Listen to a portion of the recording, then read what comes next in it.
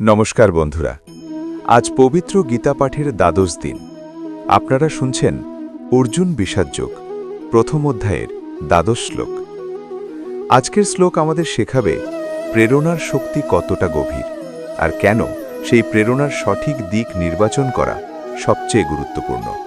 তস্য সংজনয়ন হর্ষং কুরু বৃদ্ধা পিতামহা সিংহনাদম বিনদ্যুচ্চৈ শঙ্খম দদ্মৌ প্রতাপবান।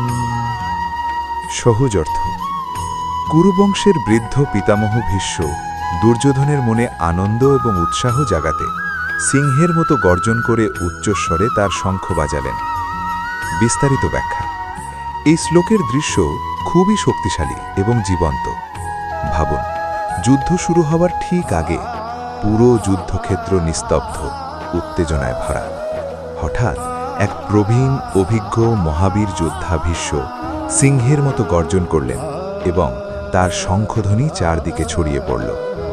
এই একটি শব্দ পুরো কৌরব সেনাবাহিনীর মনোবল বাড়িয়ে দিল, ভয়ের জায়গায় সাহস এনে দিল। গভীর অর্থ: এই শ্লোক আমাদের একটি গুরুত্বপূর্ণ সত্য শেখায় যে একজন মানুষের উপস্থিতি এবং একটি ছোট্ট কাজ অনেক মানুষের মনে বিশাল প্রভাব ফেলতে পারে।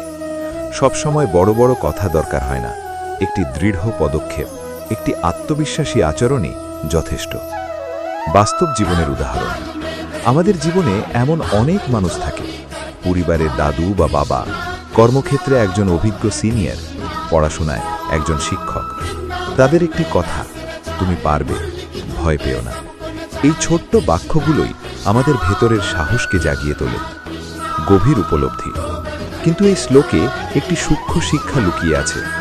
ভীষ্ম একজন মহান, সৎ এবং নীতিবান ব্যক্তি, তবুও তিনি এমন একটি পক্ষে দাঁড়িয়েছেন যেখানে ধর্ম বা ন্যায় সম্পূর্ণভাবে প্রতিষ্ঠিত নয়।